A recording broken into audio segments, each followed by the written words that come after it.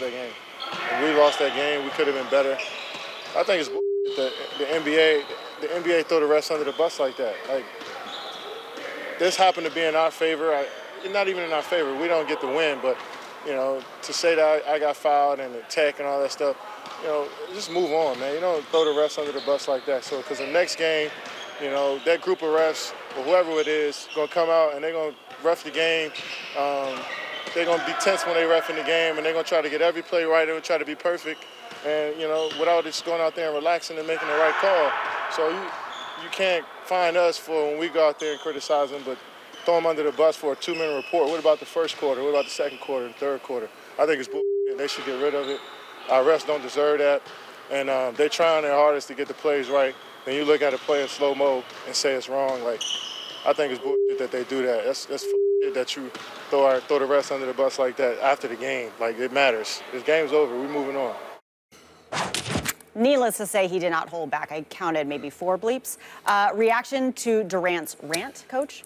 Prim, well, you both might find this hard to believe, but when I played college basketball, one of the nicknames that the officials that refereed my games had for me 2-3 years in, when you'd come out and you'd shake their hands, hey, let's have a good game, they'd go, class, class. And that's actually the nickname they have for me instead of coach. And the reason I tell you that story is because I treated them with the respect that they deserve, but there was also an underlying motive for me. And I would never compare myself to Kevin Durant as far as skill level or anything like that. But there's an underlying thought process to what he is doing here. Does he agree with what he's saying? There's no question. But he's also very, very, very smart. He understands no matter what he says, guess what? They still lost the basketball game. No matter what he says, you can't go back to that game. He's looking forward and understands that if this gets out, these officials are human. They're seeing this. They're watching First Take right now. They understand how dazzling Will Cain and the coach are together. But they also realize that deep down, Kevin Durant wants the next call. And it may not matter in game 32 in December, but it might matter when you get to May or June and he goes down again with 3.1 seconds to go by Richard Jefferson in the finals. He's very, very smart and understands that it would have done no good.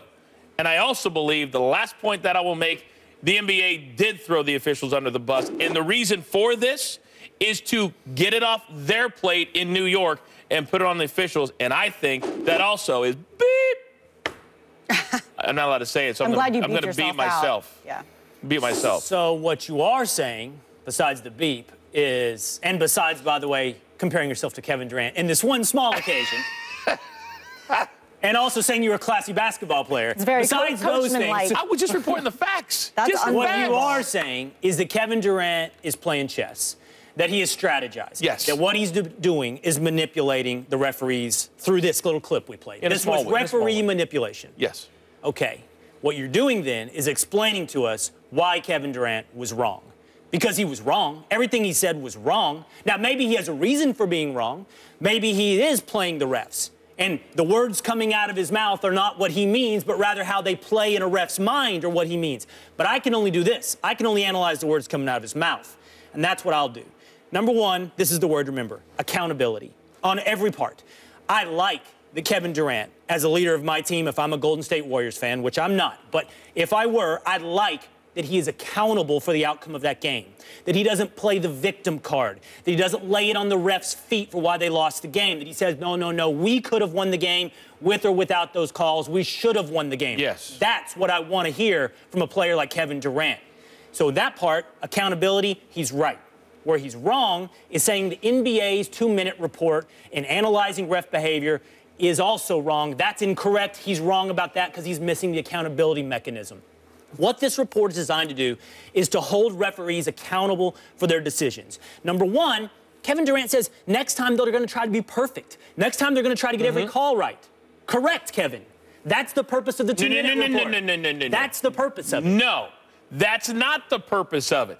Because I don't know if you've ever been out on the court with an NBA player. I have. I don't know if you've ever played extensively with players that went to the NBA. I have. But they intimidate officials. And there's an intimidation factor that Kevin Durant has, that LeBron James has, that Russell Westbrook has over officials. You cannot have them officiating scared. And that's what this report does. They're always thinking about it in the back of their mind. If I miss a call, guess what? The next day, it's all the lights are on me, and you can't do that. The purpose of this report is to inject into the equation a bigger intimidation factor than that of LeBron James, a bigger intimidation factor than that of Kevin Durant. It's the intimidation factor of the league and your continued employment. The accountability, the last 2-minute reports, what it requires is you get the calls right or we tell the public where you were wrong. And here's key. We, the public, need to know that. The worst position a league can be in is trying to explain away mistakes. The NFL has made this problem, has shown light on this problem. When they're telling us, no, everything your eyes just told you, telling you that that's a catch, it's not a catch. Or they tell you, no, that fumble recovery in Cleveland, despite the fact that this guy's holding it up above his head. There is a huge... The point is this. Huge. The NFL tells us the things that we see are not what we see. The NBA's doing the opposite. They're telling you, you're right. That call you saw in the last 2 minutes that the refs got wrong, you're right. It was wrong. There are 1,000 One moment, Coach. Okay. What that does is that inspires trust. Nobody can get it right every time. But if you tell us and you own the mistakes and you tell us you got it wrong, we can trust you more going forward. Honesty inspires trust. That's what the NBA is doing. Those officials trust their bosses now? No, the NBA and the fan relationship. But I'm talking about the officials. And I'm talking about the bus that went over them. That's what Kevin Durant was talking about as well. It's not good for the officials. And when it gets to money time in June, this will have an effect. Mark my words. All right, let's stay in the NBA. A dust-up in Dallas last night between the Rockets and the Mavs. Trevor Ariza even waited outside the locker room for Salah Mezra because of some harsh words Ariza said he heard during the game. We will react to this. Plus, LeBron James was named king again this week as he was named AP Male Athlete of the Year. But is he deserving of the title, really?